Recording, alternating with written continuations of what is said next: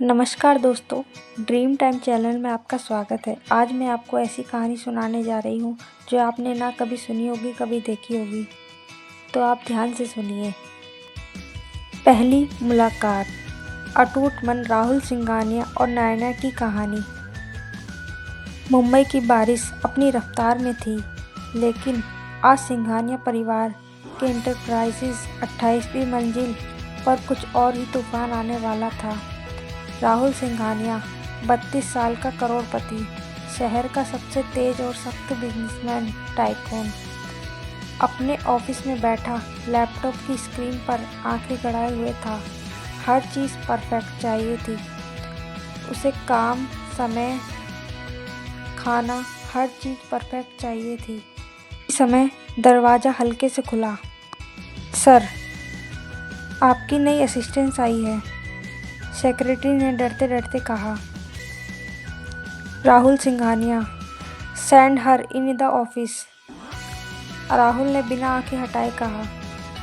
Office के अंदर कदम रखती एक साधारण लड़की, आत्मविश्वासी लड़की, नैना वर्मा। नीली कुर्ती, स्लिम फाइल बैग और आंखों में ख्वाब, जो एक बेहतर जिंदगी की तलाश में यहाँ तक आई थी। मिडिल क्लास बैकग्राउंड, लेकिन पढ़ाई में अव्वल, और अब इस नौकरी को एक मौका समझकर खुश हो रही थी। मिस वर्मा, राहुल ने ऊपर देखा। 3 मिनट लेट। माफ़ कीजिएगा सर, बारिश बहुत थी। बारिश हर किसी के लिए होती है मिस वर्मा, एक्सक्यूज़ नहीं चलेंगे मेरे यहाँ पर। नैना ने सिर झुकाकर धीरे से बोली। समझ गई सर। राहुल ने एक फाइल उसकी ओर सरकाई। ये आपकी पहली डेडलाइन है। आज शाम तक ये रिपोर्ट फिनिश होनी चाहिए, कोई गलती नहीं चाहिए मुझे। नैना, जी सर, नैना ने मजबूती से कहा और कुर्सी खींचकर बैठ गई।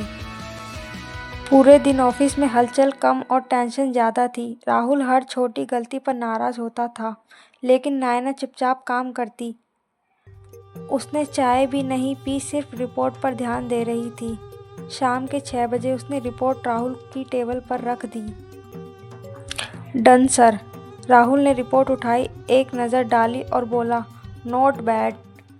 पहली बार उसके चेहरे पर कोई सख्ती नहीं थी।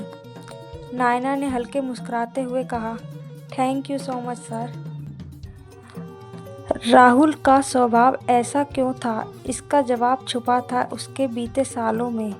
एक समय था जब वो खुशी मिजाज इंसान था, लेकिन प्यार में मिले धोखे से उसे बदल दिया। अब वो दिल नहीं, सिर्फ दिमाग से सोचता है। प्यार वो तो उसके लिए अब सिर्फ कमजोरी था।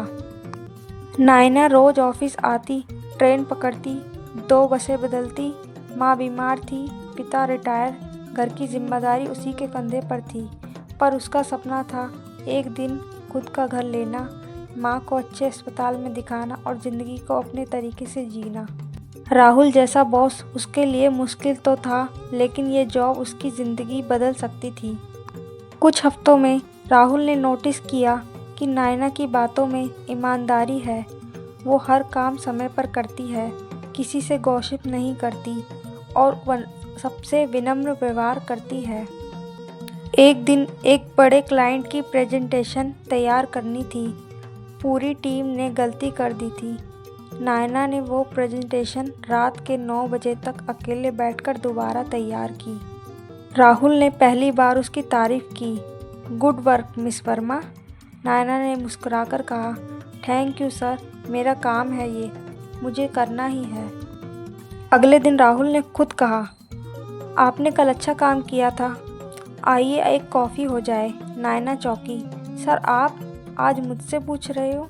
रिलैक्स, बस कॉफ़ी है, कोई प्रपोज़ल नहीं।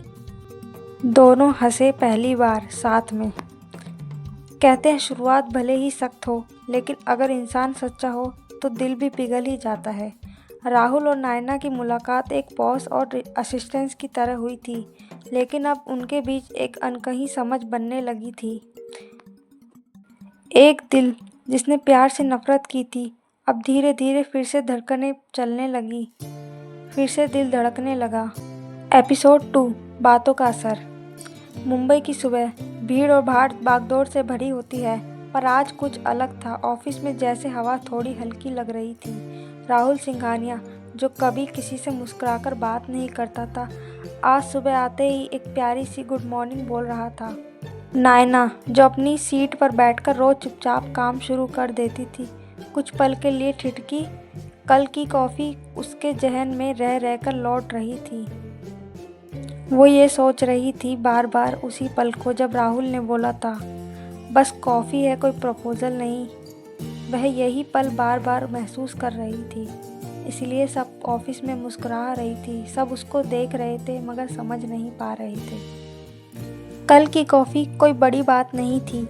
एक कप कॉफ़ी एक साधारण बातचीत, मगर दिलों के दरवाजे खोलने के लिए कभी कभी एक कप कॉफ़ी भी ज़रूरी होती है।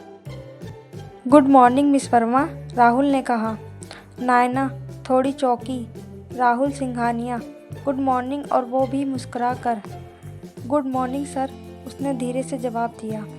राहुल अपने कैबिन में चला गया, लेकिन दरवाज़ा आज पूरी तरह बंद नहीं हुआ। जैसे उसने अनजाने में एक